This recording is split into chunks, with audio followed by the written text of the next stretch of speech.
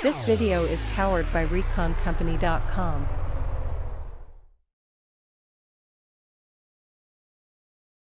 Hallo zusammen hier von der SHOT Show 2024. Wir sind hier bei Kinetic Research Group oder KRG am Stand und zeigen euch die Neuheiten für 2024.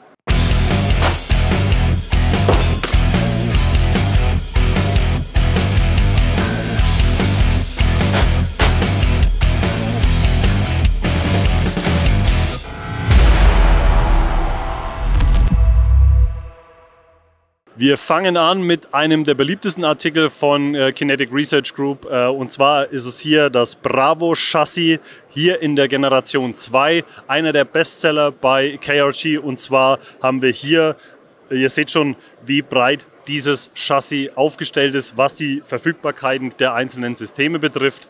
Hier wurde Folgendes geändert, und zwar war immer so ein Problem bei der Wangenauflage, dass die Verstellschraube ein bisschen zu klein war, um das vernünftig festziehen zu können. Hier hat man nachgearbeitet und hat jetzt praktisch eine große Sternschraube, die sich richtig gut anfassen lässt, verbaut, um das Ganze einfach ein bisschen zu erleichtern in der Verstellung.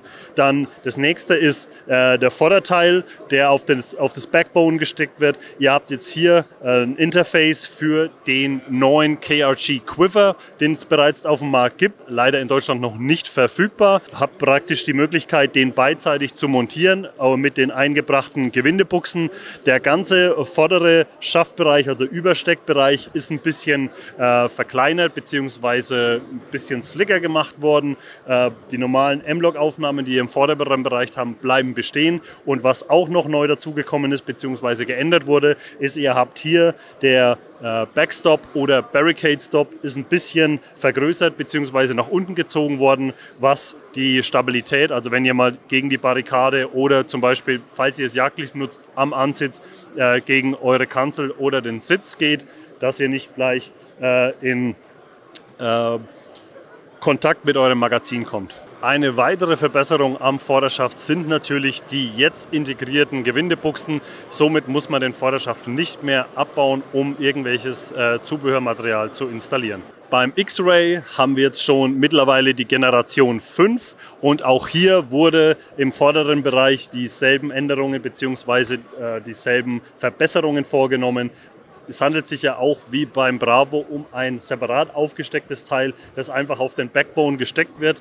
Ihr seht hier gewohnte M-Log-Slots an der Vorderseite, hier die Gewindebuchsen für den neuen KRG Quiver und natürlich auch die größere Sternschraube für die Adjustierung der Wangenauflage. Das C4-Chassis ist jetzt schon eine Weile auf dem Markt von KRG und hier wurde nachgearbeitet, und zwar ist es C4 jetzt auch für Long-Action Remington-Plattformen verfügbar und auch für die Tikka T3 Short-Action.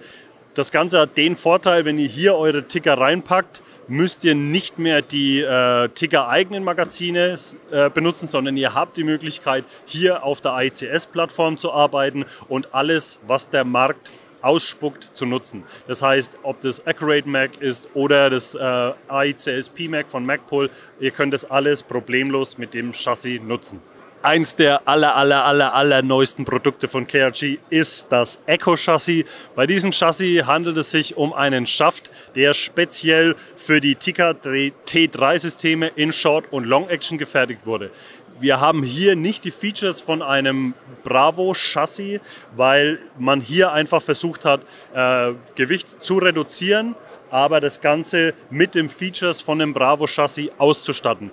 Was auch problemlos geschafft wurde. Ihr habt hier an der Vorderseite die M-Log-Slots, ihr habt die einstellbare Wangenauflage, natürlich aber in einer reduzierten Variante, denn ihr habt hier die Schraube zum Einstellen und keine Sternschraube. Ihr könnt jederzeit mit Sternschraube nachrüsten, das spuckt das Zubehör von KRG aus.